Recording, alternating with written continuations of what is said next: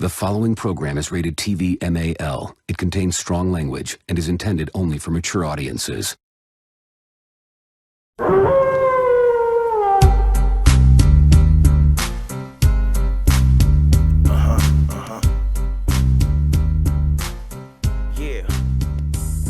Off the ropes, be the podcast of mass destruction. Wrestling fans, welcome back to the platform. Today's video is a big one. I've got two guests. Let's get straight into the show. We had Extreme Rules 2021. The show kicked off with Liv Morgan versus Carmella. What did you boys think of the show?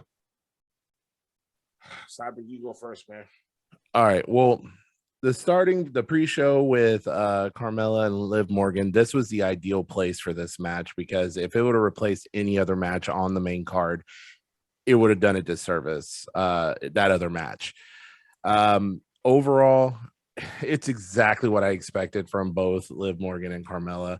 Carmella was actually out there by herself for the first time during this whole little feud that's been going on the past couple of weeks. So I already had a feeling from the beginning that Liv Morgan was going to wind up pulling out the win on this one.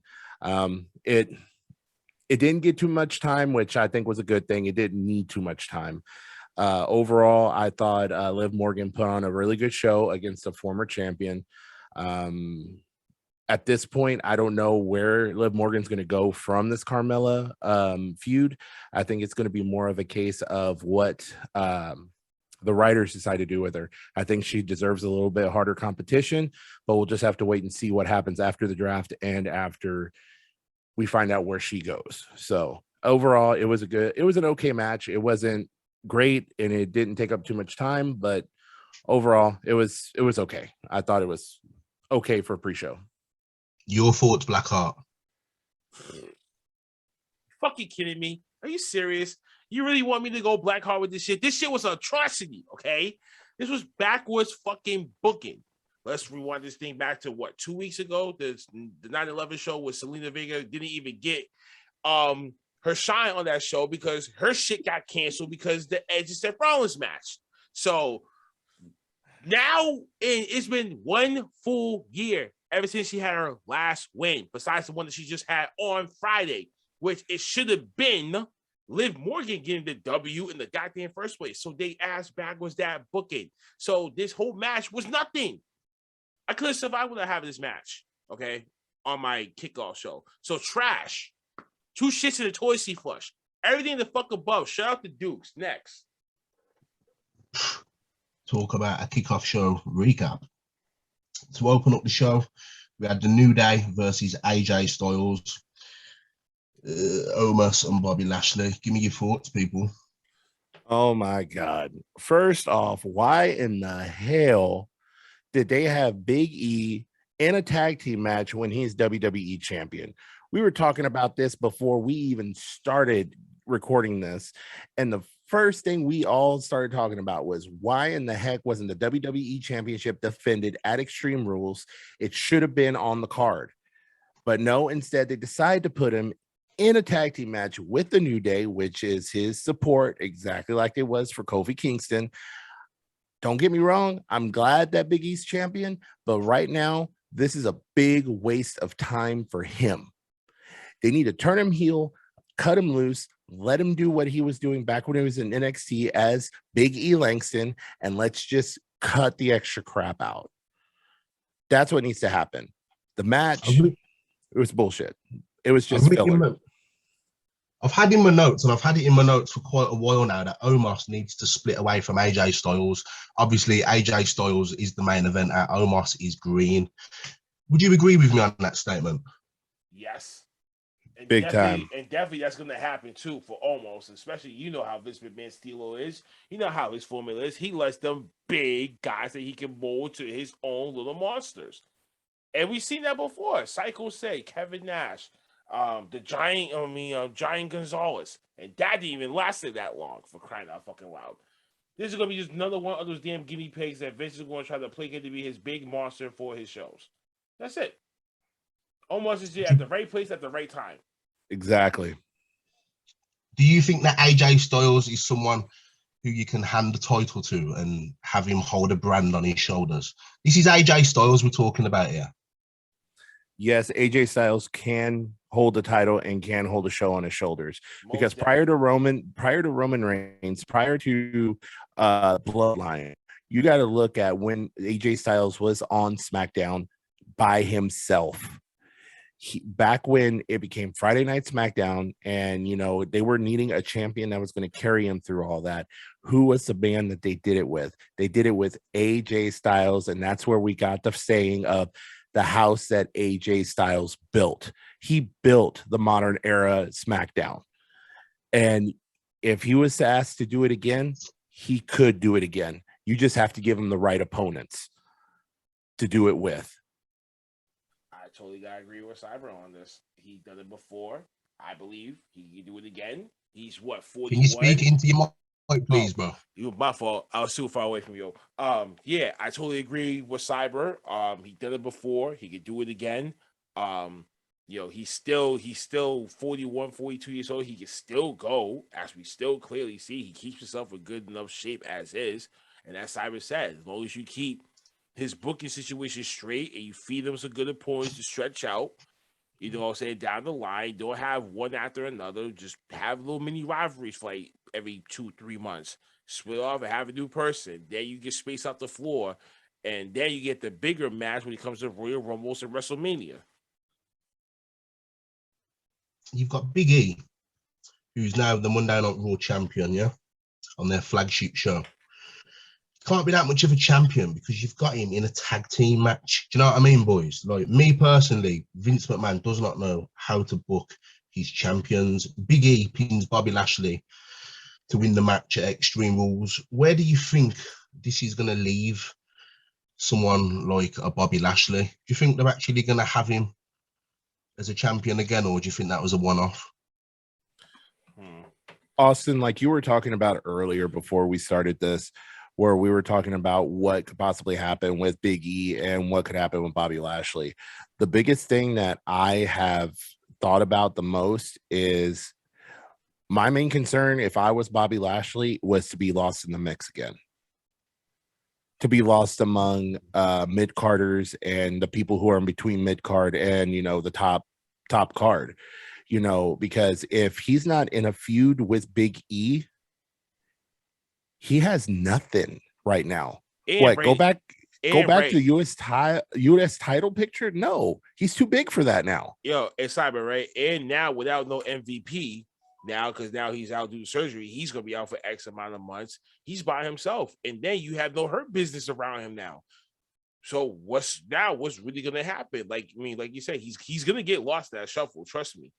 I mean, I'm sorry. As much as Big E had a pretty great run as a heel champion for WWE, I think right now it's gonna be slowly coming to that ending story result where, okay, thank you for your time, but now we need you over here to do this. Exactly. And let's be real, that would have been a good look to have the Hurt Business form again.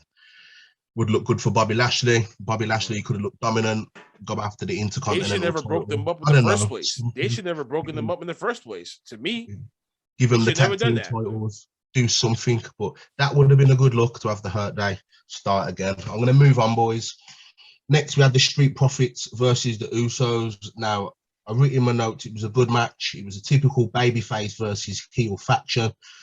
The bloodline looked solid. There was a good flow to the match. Both teams worked well, but we do need more tag team wrestling at this quality. This was a perfect match, boys. For the win, we got the double Uso splash. The match was perfect. Give me your thoughts. When I was thinking about this match, because we actually had we do a contest every pay-per-view, predictions on our podcast. And the biggest thing that I was thinking about when I looked at the card before this pay-per-view even started is this was going to be one of the better matches on the card, just because we have seen the Street Profits and the Usos go at each other before. And we've seen the quality of matches that we're going to put on when they're put in the ring together. But also, too, we know that they're not going to make the bloodline look weak right now. It's impossible because at the rate it's going, we're going to wind up getting a New Day versus Bloodline for Survivor Series. It's coming, whether people believe it or not. It is coming, and they're not going to make the Usos. They're not going to make the New Day look weak. The New Day is probably going to wind up picking up the tag team titles on Raw, which that's coming. It's just a matter of time, and it's going to happen before Survivor Series, so they can have that huge big main event of two of the biggest factions on both shows going against each other. So but overall, this match, they focused on Montez Ford's injury that he got on Friday Night SmackDown because his partner was at a wedding. He was pretty much solo when he went up against Roman Reigns, and he got messed up, and they really made that a focus, which of course, as typical heels, that's what they always do. But overall, I thought it was a good match. It was a good back and forth. They could have gone longer if they needed to, but overall, it was exactly what I expected. I mean, they went after Montez Ford's injury. They focused on that, and then they ended up getting the ending that they wanted out of it, which was double Uso splash. There you go. There's your ending of the match. So overall, I thought it was a good match, though. What about you, Blackheart? I fucks with both these teams. Let me just say first and foremost, I fuck with both these teams. Now, having them in the rivalry, going out to the SmackDown Tag Team Championships, yeah. If you get my drift. I like the match. I would have gave it 4 out of 5 stars. I mean, it was definitely second to best match on the card, basically, from my experience, from my vision and everything else. But the Montez Ford injury placated its part into it. And who can forget the whole bloodline bitches line from the previous SmackDown? So they're gonna go in there, they're gonna try to get one over on him in a heelish way that he gonna show him like, yo, we some bitches now to you, huh? This the also you in the penitentiary's house. You know what I'm saying? But I feel like this is just going to be the beginning, even though that we've seen it before. But now this is like another chapter to their rivalry, to the story career rivalry now, and we're gonna see some more great title matches coming up from them within the next couple of months. Definitely not by Survivor Series time, as Cyber had already said. Bloodline versus New Day is going to be the main event of that event, but definitely Street Profits is going to be still somewhere in the mix in the tag team division, and they definitely need tag teams in WWE, period, because it's just disgusting to me how there's only like barely 4 teams, now 5. Angel Garza and Humberto Carrillo just are now forming to be a tag team, but they're not legitimate yet. So they got nothing. Vince McMahon killed the tag team division, and this is sad. This is depressing. That's all I got to say about that. We went backstage to Bobby Lashley, cut a promo. He wants his title back. Now, obviously, that's clearly to Big E, so we are going to get more Bobby Lashley versus Big E, people. Now, subscribers, if you're not subscribed to the channel and this is your first time here at the podcast, hit that bell. Charlotte Flair versus Alexa Bliss. People, I personally, I'm not a fan of this. I'm not a fan of a little doll. I'm really not. What are your thoughts? Like, I'm completely not interested in a match with a little doll in it.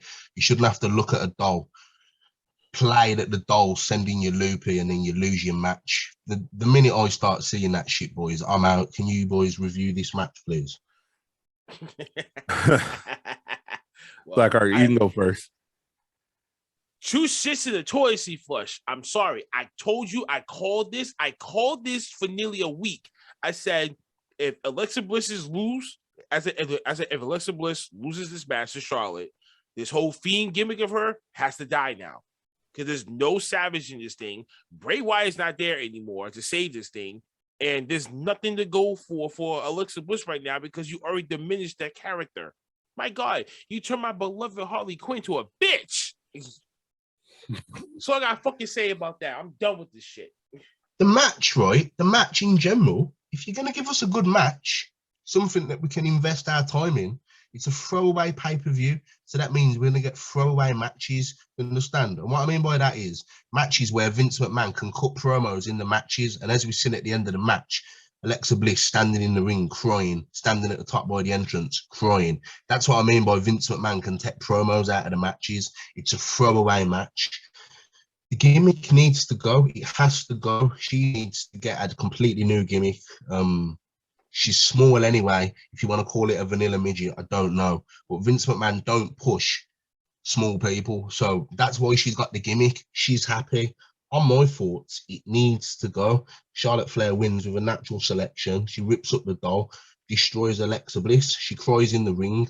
The crowd's chanting, "Thank you, Lily." What the fuck? WWE need to look at what they're feeding us, okay, on a weekly basis, because it's bad. Talk to me, Blackheart. Listen, man. The whole "what the fuck" line had yo, that sold it. Yeah. Listen, they made the atrocity out of this Alexa Bliss Fiend gimmick now, and oh my god, Charlotte Flair's a top wrestler. They Charlotte Flair's a top wrestler. Wait, she but should listen, have paired up with a girl and a doll. But listen. When Bray Wyatt was there, and Alexa Bliss had just came into the fold, it was perfect. Yes, this is what the fuck that we've been dying for. Now this the rejuvenation that she needed to get the fuck alive. Charlotte wasn't even nowhere even near this. Okay, now fast forward to where we at right now. Bray Wyatt is gone. Alexa Bliss now inherits a fucking doll, for crying out fucking loud. Now she has schizophrenia or has a double personality issue, and you see this shit that goes on between her, Shayna Baszler, and Nia Jax. That was the start. This is the end. And already, I was already saying in the back of my mind, there's no way in hell that they're gonna drop the belt to Alexa because it's Extreme Rules. That don't mean shit. You can drop the belt at Halloween Havoc in 1997, and it still wouldn't even fucking matter. Bottom line is, the Fiend Alexa Bliss is dead. There's no savage in this thing. There's no savage in this thing. No savage in this thing. Do not get it twisted. I'm a fan of Charlotte Flair. I'm a fan of her in-ring work, but you're lowering her status by putting her in a ring with someone who's working a doll gimmick. You can work it with somebody else, but don't have it. But here's the thing, Austin. Don't have it with your top star yet. Oh, I'm sorry about that. Okay, so you good. Here's the thing with me on that.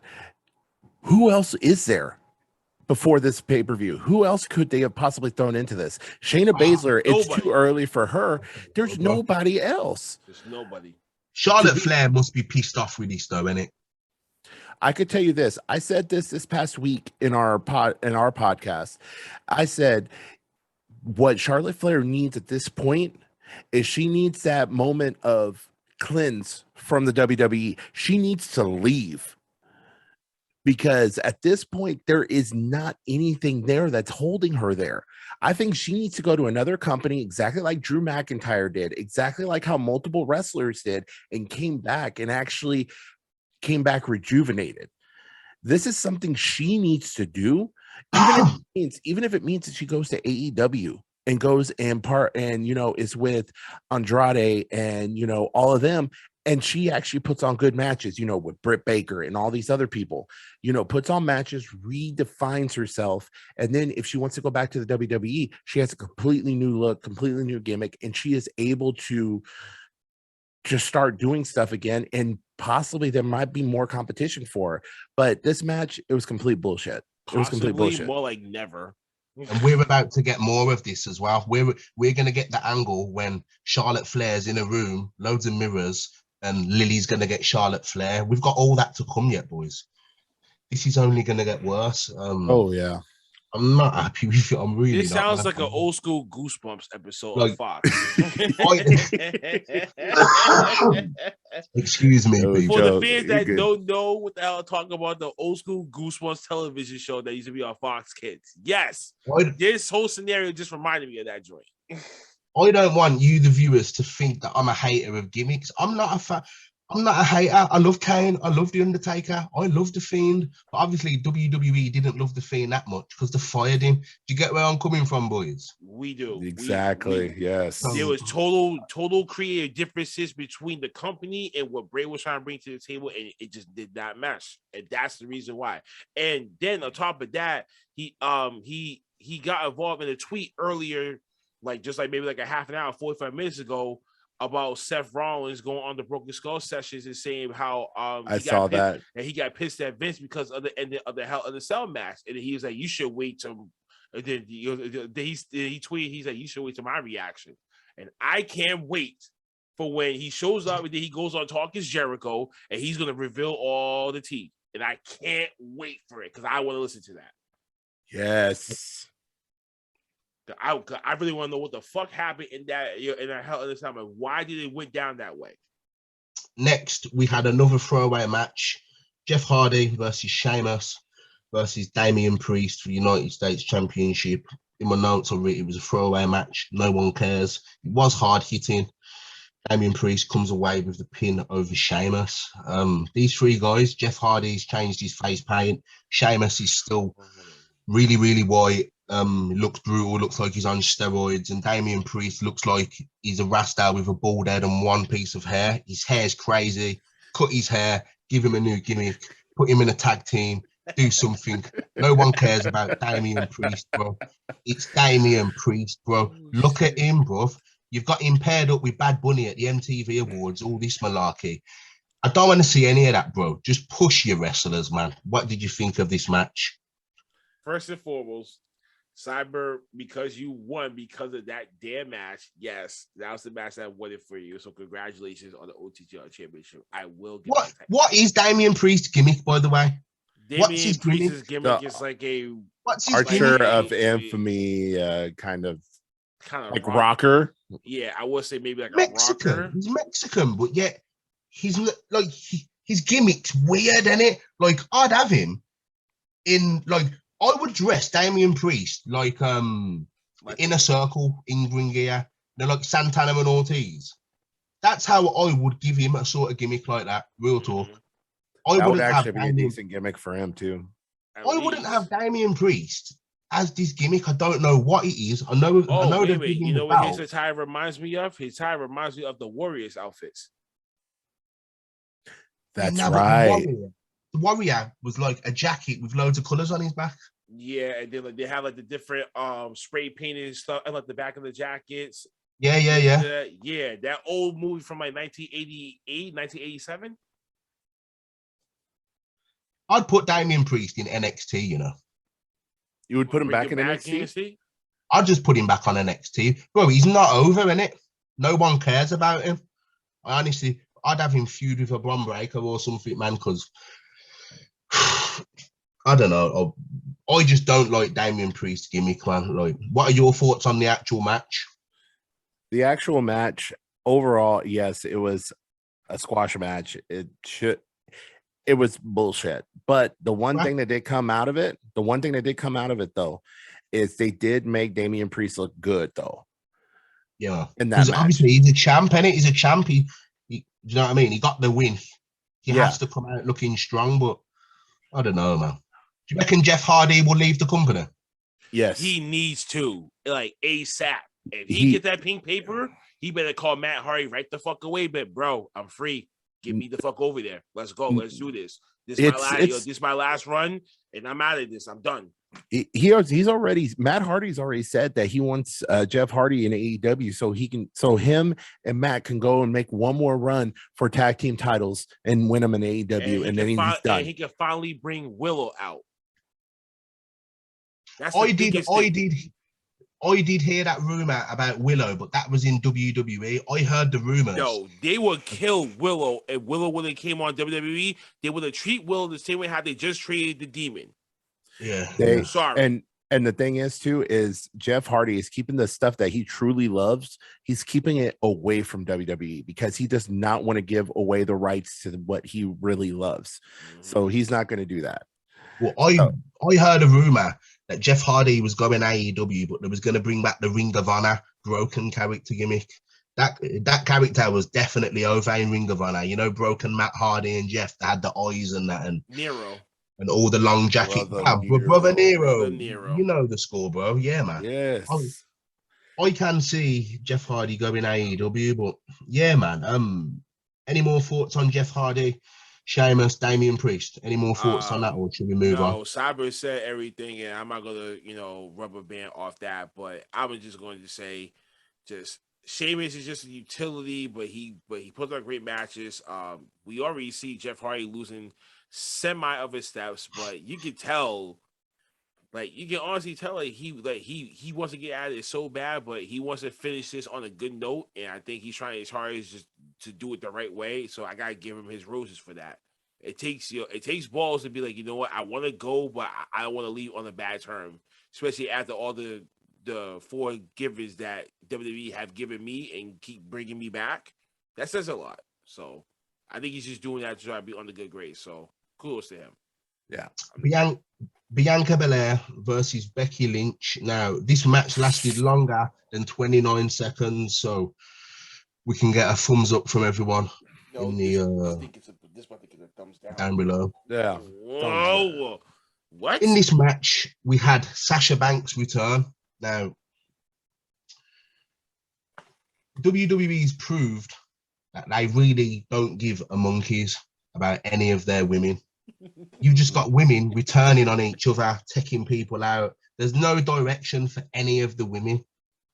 Okay, there's no direction at all. You've just brought back Sasha Banks at Extreme Rules, bro. Do you not think that you could have brought her back somewhere a little bit better? It's Extreme Rules. You didn't need to bring her back. Your thoughts, yeah? We can go ahead first, man. Because all right, so tirade wait for this. Oh, I had a feeling you would. But here's my thing on this. Sasha Banks, they could have easily saved her for the SmackDown after this. They right at the draft, they could have saved her there, or even hell, they could have even pushed her back to the next pay-per-view, because realistically, while she was gone, she was shooting for the Mandalorian for Disney Plus. So realistically, they could have kept her off TV for another couple of weeks or a month and turn around and put her right back on, after a big event or during the draft. They could have done either way. The way they did it tonight was stupid. All they're doing is throwing these people in. Oh, we need a ratings pop. Sasha Banks, go disrupt this match. Or, exactly like how Bianca Belair lost the title. Becky Lynch, go out there, challenge her. 26 seconds, bye, the title's gone. No, that was stupid. So all I got to say is WWE needs to clean up their act, because what there's going to wind up happening is as soon as these contracts come up, they're going to leave and they're going to go to either AEW, Impact, or else they're going to go overseas. That's what it comes down to. It was bullshit. Yo, Blackheart. Fuck this whole entire goddamn match. First and foremost, all right. Let me retract my attitude. Let me just regain my composure. I can't say fuck the whole match. Fuck the finish. Okay? Understandably, Sasha Banks needed to come back. Yay, we missed her. Where the hell has she been? Of course, if she was doing some outside stuff like Cyber was saying. Okay, cool.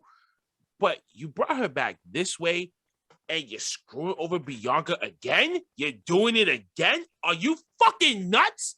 Like, I don't know what's wrong with WWE and not seeing the big picture in Bianca Belair right now. Why are we getting some screwy finish like this? Why are we prolonging this thing?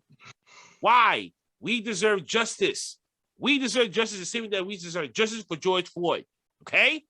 We deserve motherfucking justice for so many of the insecurity crimes that you've been giving these black wrestlers for fucking decades. This is ridiculous. You're making a human mockery out of our truth, for crying out fucking loud. And you know how much I hate that motherfucker right now. So, you're kidding it.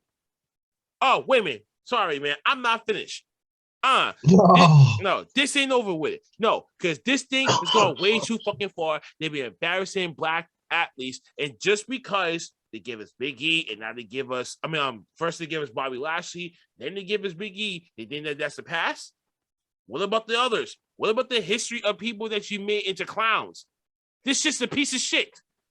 Okay? Yeah. You're just prolonging the fucking inevitable, and I don't want to see a triple threat at Saudi Arabia, because we know it's going to lead up to that, because you need a decisive winner to go into Survivor Series with.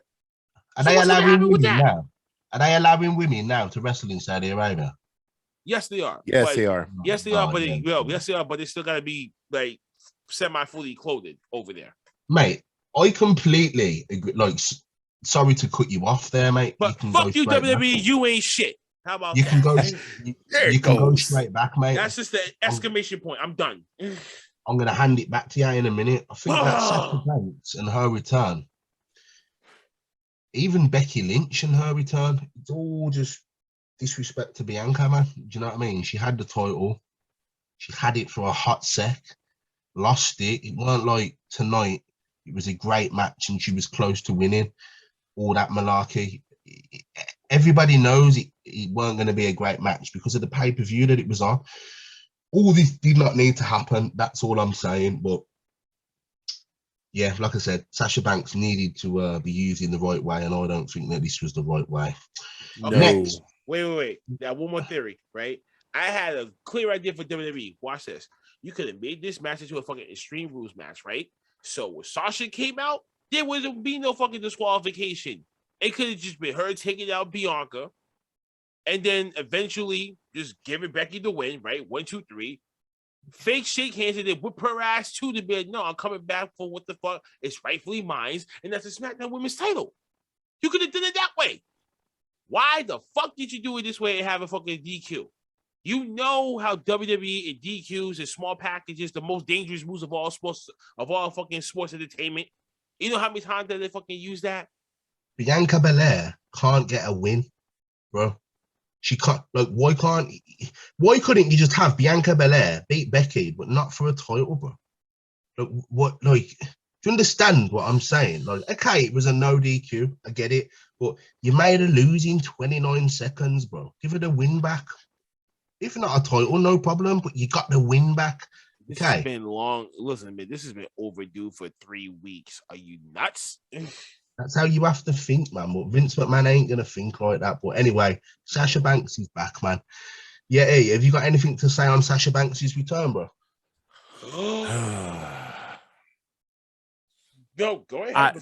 Go ahead before I go off. I was about to say, okay, the return was done terribly. In my opinion, it was done terribly. They could have saved her for something more, exactly like Blackheart said. They could have made it an Extreme Rules match, could have had her interfere, and it would have still not made a difference. And they could have had a winner come out of the match. And, Sasha Banks just beat the hell out of whoever won, which, of course, it would have probably been Becky Lynch. But my point is, the match was, her debut back was stupid. They should have saved her for another occasion or else gone the Extreme Rules route. It was stupid. I just want to get Vince McMahon in the room, in the dungeon, tie him up to a chair, and beat his ass and torture his ass for a week for over this crap that I had to watch when it came to the ending of this goddamn match. Now, like I said before, I'm happy that Sasha is back, but the way that it happened was a fucking travesty. Ew. It just made me want to throw up all over this damn ending. What the fuck? Like, WWE does not know how to book baby faces. That's the fucking problem. They don't know how to make and book fucking baby faces to still maintain their dominance, to not lose their strength, to not be able to look like they're weak. Now, I want to be looking at Bianca as semi-weak because now you can't get your win back until you got to go through this broad that you took the belt off of at first with the leather braided whiplash, and then another one that beat you in 26 to 29 seconds. What the fuck, WWE? You're embarrassing our fucking people. Bullshit. To close out the show, we had Roman versus the Demon. Now, in my notes, I've written a couple sentences to actually get some shit off my chest while I was watching the show. All this is one bold entrance, okay? Yeti and Blackheart, I want you both to have an in-depth review on this now. Is there anyone else on this roster that would have given you the same outcome instead of the Demon? And if so, can you tell me now? This is an Extreme Rules pay-per-view, remember. So Finn can go through the roster. You've got Roman feuding with the Demon, but yet a week ago he was feuding with Brock Lesnar. So why didn't WWE book Brock Lesnar to end this match as a DQ and not beat the Demon? What? Like, that's logical booking, yeah. That would've- WWE didn't do that. WWE didn't do that. They had the Demon get smashed, and every time Roman's winning in these matches, the Usos are a problem. Tell me your thoughts and review this match for the subscribers. All right, so I'm gonna All go it was first. is it all it was is an entrance, remember? So Yeah. pick someone else who could have been in this match and then review it for me. All right, so looking back at the match, one of the only few people I could see that it could be a squash with, and you know, and not really mean anything. They could have easily thrown Seth Rollins into this. Wow. They could have brought him into it. Heck, they could have even had Cesaro if they would have thought about it a couple weeks earlier. There you go. Two logical names. If they would have thought about it earlier, they could have thrown one of those two in there and left the Demon out of it completely. And Why this is match Roman Reigns? Why is Roman Reigns headlining Extreme Rules? This isn't a Royal Rumble. This isn't a. This is. And this is going back to what I was saying earlier. Big E should have been defending the title, and he could have been in that main event slot. And that would have made more sense. But with this whole thing with the Demon, what would have been the ideal situation, which would have been similar to the Bianca Belair situation, it was an Extreme Rules match. Instead of having the Demon to eat the pin, they could have had Brock Lesnar come out and beat the hell out of freaking the Demon, had him eat the pin. Yeah. He could have came in, wrecked shit, and left. And he would have left everyone laid out, and then Roman Reigns just crawls and pins him. That would have kept Roman Reigns strong. That would have kept the integrity of the Demon for the most part. And it would have continued that potential feud that's coming for Saudi. So what's bad is us as fans, we are coming up with better outcomes for these matches than what their own writers are. The thing is, you have to keep the Demon strong, bro. My God, he's buried everyone. Yes. And it's He's just buried makes no everyone for Roma. sense. Buried everyone for Roma. You could have had the Demon versus Seth Rollins to have this pay. You ain't got to have Roman Reigns in every single pay-per-view match, bro. He's doing it to draw a rating. Blackheart, what's your thoughts on that, bro? Roman versus the Demon. Who else would you have picked, mate, to replace the Demon or even Roman at this point? There's absolutely nobody left for Roman to even run through anymore. As much as Cyber wanted to give credit to Cesaro and Seth Rollins, but the thing with Seth Rollins is, as I told you before about heels versus heels, it just don't work well that way. And I really don't see Seth going down anytime soon, as he still has momentum on his side after defeating Edge. And then you want to go down to Roman. That's a bad look for him.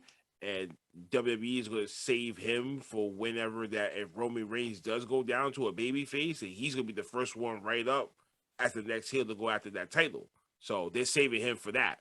But when it comes to the match, the match was what it was. I respected what the chemistry between the Fiend and Roman Reigns was in the ring, and of course now Roman being as the main guy, you know what I'm saying, he's going to try to make that other person look good as well as himself. So he did his job, and you know the Demon gave us a few near falls, but of course the typical Usos interference during the match. Of course, the Street Rules, no DQ. So eventually, at some point, they're gonna be somewhere in the mix, and that's exactly that's what we got. But the questionable about the ending, the finish, the ending itself. WWE just sure knows how to waste time when it comes to pay-per-views and give us screwy finishes that we don't want. That's not going to tie into the story very well, and it's not going to make us watch your product each and every goddamn week. And this is supposed to be your pay-per-view, where it should be telling us this is what you missed out on. This is why you need to watch Monday Night Raw. This is the reason why you need to watch Friday Night SmackDown. And they're not doing that. I've got a question for you both. When is the Survivor Series? Is that after Christmas or before Christmas? Before Christmas. No, actually, it's before Thanksgiving. So So is that before December or after? Yes, it's Before before December. December. Yeah. Yeah, right.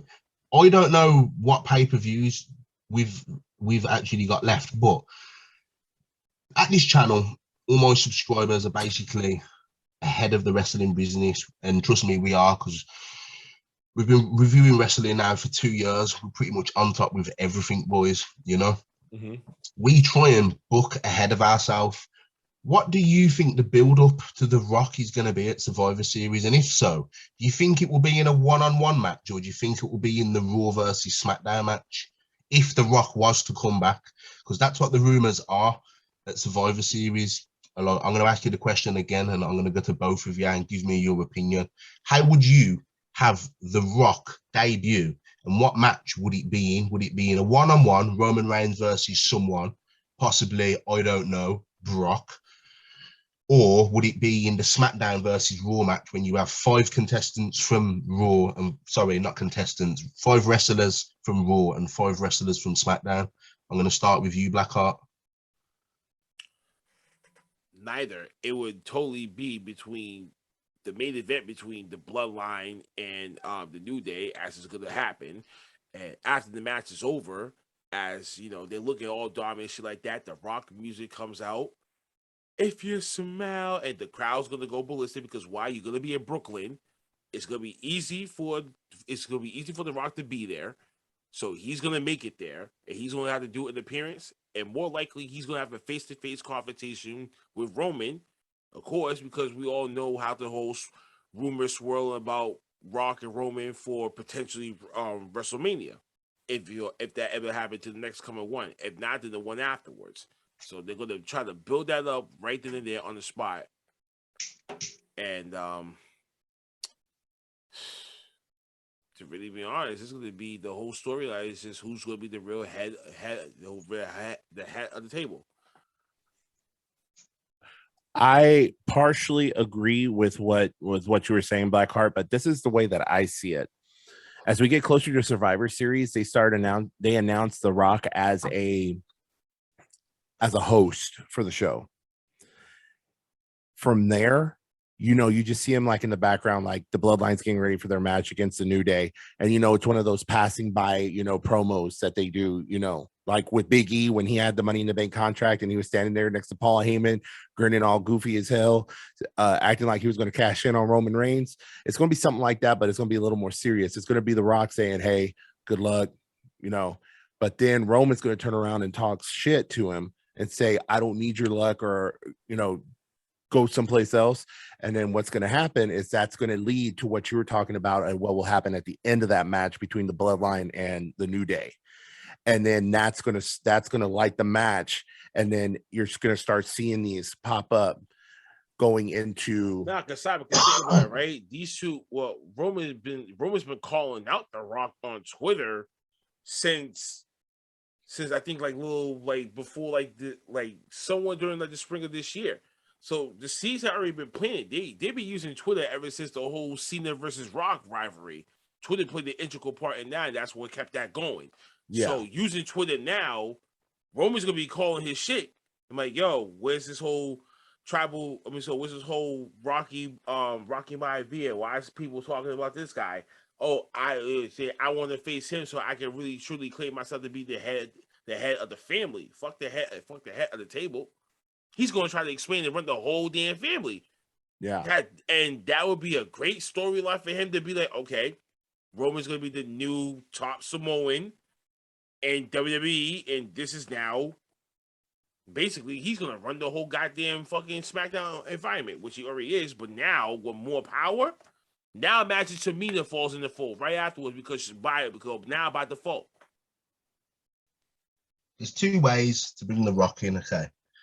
One of them is either with Brock Lesnar, and one of them is without Brock Lesnar. You can have the SmackDown people versus the Raw people. The Usos are a part of the SmackDown versus the Raw, because obviously they're on the SmackDown side versus the Raw, yeah? The Usos are about to lose for SmackDown. Monday Night Raw's about to win. Roman Reigns comes out, costs Raw the match, yeah? Completely dominates them. They're standing in the ring. Roman Reigns says, acknowledge me. The Rock's music comes out. or it could be in a one-on-one match. He squashes Brock Lesnar. The Usos come out, nearly cost Roman Reigns the match against Brock Lesnar. At the end of the match, Brock Lesnar goes out. Roman Reigns is on the mic. The Usos interrupt Roman Reigns. Roman Reigns squashes the Usos, picks up the mic, says, "Acknowledge me," and then The Rock comes out. It all could be news and rumors, people, at this point for Survivor Series. Do you two wanna plug your podcast for my viewers? Go ahead, Blackheart. Well, boss on Blackheart, Cyber Yeti here, underboss of the Off the Top Rose podcast. You can follow us on YouTube, Off the Top Rose podcast. Hit that like, share, subscribe button. Thank you very much. Much appreciated to all the subscribers that we have right now currently. Also follow us on Anchor Podcast, Google Podcast, Radio Public Podcast, Breaker Podcast, Radio Public Podcast, Spotify, Podbean Audio, and we sometimes will go live on Spotify Green Room as well. So catch us there as well. If you want the merchandise too, it's www.bonfire, bonfire.com/store/off the top roast podcast. So you can get some of the merchandise there, and www.deco.com/off the top roast podcast to find the slides. Wrestling fans, if you've enjoyed the review, please give it a thumbs up. Go to my community tab where you will find the link for their YouTube channel. Okay, hit that bell, share, subscribe.